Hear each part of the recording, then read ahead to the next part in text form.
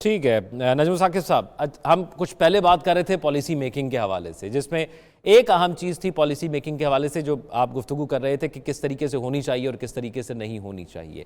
اب وہاں پر ایک بیانات کی بات تک تو ٹھیک ہے، حد تک تو ٹھیک ہے، پاکستانی کمیونٹی وہاں پر موجود ہے، بیانات دے رہی ہے، یہ ریفلیکٹ بھی چلے سم ہاؤ کرے گی نہیں کرے گی، کیا ہماری بھی پالیسی میں کوئی فرق آئے گا ان جگہوں کے حوالے سے، مشرق وسطیٰ کے حوالے سے یا ان چیزوں کے حوالے سے؟ کیا ہم دیکھیں گے کہ یو ایس جو پالیسی بنائے گا ہم نے اس کے حساب سے ٹریٹ کرنا ہے، اس حساب سے اس کو فالو کرنا ہے؟ دیکھیے، سب سے پہلے تو یہ دیکھ لیجئے کہ پاکستان کی جو ابھی بات ہو رہی ہے کہ کوئی اہمیت نہیں ہے اور اس کا کہیں پہ بھی کوئی ذکر نہیں ہوگا، ٹھیک ہے، امریکہ اپنی پالیسی بنائے گا جو کہ چل رہی ہے، اس کو تھوڑا سا چینج بھی آ سکتا ہے، لیکن آپ پاکستان کی اسٹریٹجک سچویشن کو رد نہیں کر سکتے۔ ابھی دیکھیں نا، آج جب ہم بات کریں اسلام آباد میں تو ایران کے وزیر خارجہ یہاں موجود ہیں، ہمارا سی پیک چل رہا ہے، ہمارا گوادر پورٹ ہے، ہمارا حساب کتاب جو ہے وہ یعنی صرف یہی نہیں ہے کہ ہم ایک نیوکلیر پاور ہیں، ہم دنیا کی 5ویں 6ٹی یعنی ملک ہیں بابا۔ ہمارا آج یعنی اگر آپ دیکھیں تو دودھ 5ویں نمبر پہ ہے ہمارا، جو ہم یعنی ایکسپورٹ کرتے ہیں۔ ہماری آپ کھیلوں کا سامان لے لیجئے، ہماری ٹریڈ کے دیکھ لیجئے۔ یہ جو ایک جنرل امپریشن بن گیا نا کہ چونکہ امریکہ چلا گیا افغانستان سے تو پاکستان کی اہمیت ختم ہو گئی، ایسی بات نہیں ہے۔ اور یہ جو کہہ رہے ہیں نا جی پاکستان کے آس پاس کوئی جنگ نہیں لگی ہوئی، پاکستان کے تو ہمسائے میں جنگ لگی ہوئی ہے۔ یہ ایران کدھر ہے؟ یہ اسرائیل کدھر ہے؟ پاکستان دنیا کے مختلف ملکوں میں جب وہ علاقہ بناتے ہیں نا تو اکثر ملکوں میں وہ مڈل ایسٹ کا حصہ سمجھتے ہیں پاکستان کو۔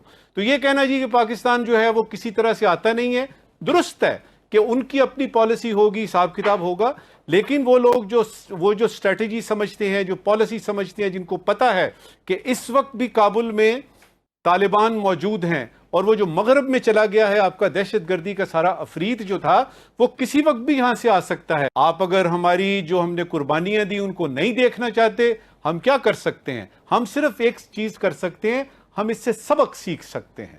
ہم نے وہ سبق روس کے وقت نہیں سیکھا، جب روس آیا تو ہم نے امریکہ کی مدد کی۔ ہم نے وہ سبق نہیں سیکھا جب کہ دوسری دفعہ طالبان آئے اور اس کے بعد بھی ہم نے جو یہ کوشش کی کہ امریکہ کے ساتھ جو ہے تعلقات رکھے جائیں۔ امریکہ بہت اہم ہے، دنیا کی واحد سپر پاور ہے، لیکن اب یہ سپر پاور مجھے لگ رہا ہے بیلنس کہیں پہ ہو رہا ہے، اور اس بیلنس میں پاکستان نے بھی دیکھنا ہے۔ ایک چوائس پاکستان کے پاس بھی ہے۔ پاکستان کو اتنی جلدی رد نہ کیجئے کہ وہ کسی قسم کی اس میں لسٹ میں نہیں ہے۔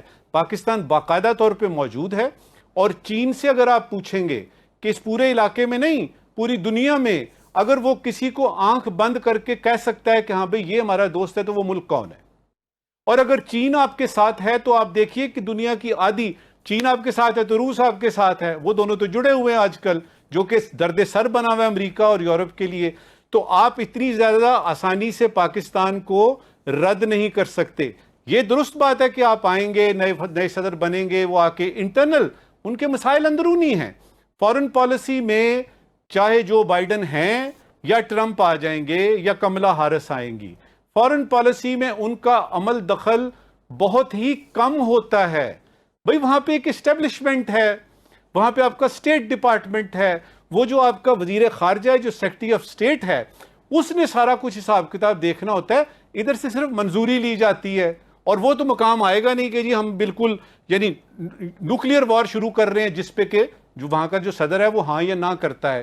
تو یہ کہنا کہ جی یہ اس الیکشن میں جو کوئی بھی آئے گا اس کے لیے پاکستان کی اہمیت نہیں، اس کے لیے تو کسی کی بھی اہمیت نہیں ہے۔ اہمیت تو صرف ان کے لیے امریکہ کی ہے، اور یاد رہے کہ یہ امریکہ میں الیکشن ہو رہا ہے، اور یہ جو صدر بنے گا نا یہ امریکہ کا ہوگا۔